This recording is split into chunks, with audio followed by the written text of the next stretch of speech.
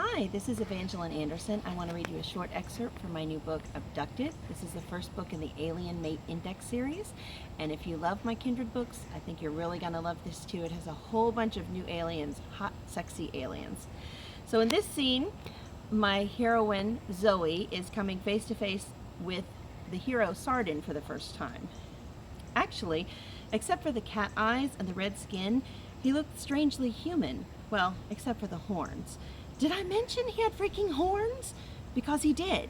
Little, short, sharp, pointed ones growing out either side of his forehead, right at his temples. I stared at them, dumbfounded, unable to speak for a moment. And that's unusual for me because I'm almost always shooting off my mouth. All I could think was, the devil! Oh my God!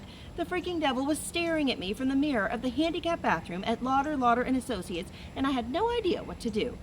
My mind started going over all the things I'd done wrong recently. Okay, I might have fudged a little on my taxes, using my laptop to check reports while I lay on the couch watching Sherlock reruns on Netflix counts as having a home office, right? And then there was that time I accidentally shoplifted a pair of socks. I forgot I had them in my hand and I walked right out of the store with them. And then I was too embarrassed to bring them back, so I guess I basically stole them, but I didn't mean to, so suddenly the devil spoke, ending my train of thought as thoroughly as though it had run into the side of a mountain. "Yes," he said in a deep, growling voice. "She is the one." The one for what? The one to drag straight down to hell and poke in the ass with a fiery pitchfork? Oh my God! Was cheating on my taxes and shoplifting socks that bad? I'm sorry, I stuttered. But just then another voice, a piping high voice, like a Disney animal, answered him. "If you are certain this female is the one your eminence requires, then I shall begin the transport at once." Transport? What transport? Instinctively, I began backing away from the haunted mirror to hell. But then the swirling started again, and this time there was a wind that went with it.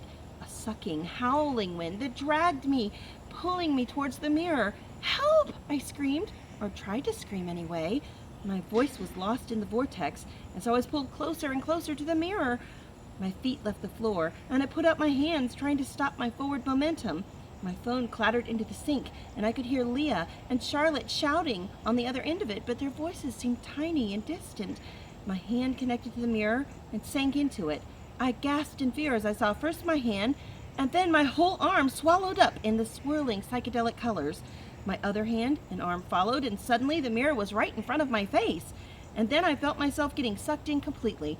Lauder and Associates disappeared, and the last thing I heard was my two best friends frantically screaming my name.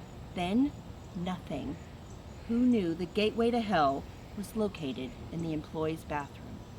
And that's from Abducted.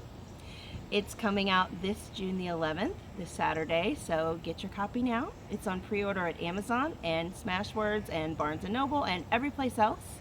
So enjoy it. I hope you enjoy reading it as much as I enjoyed writing it.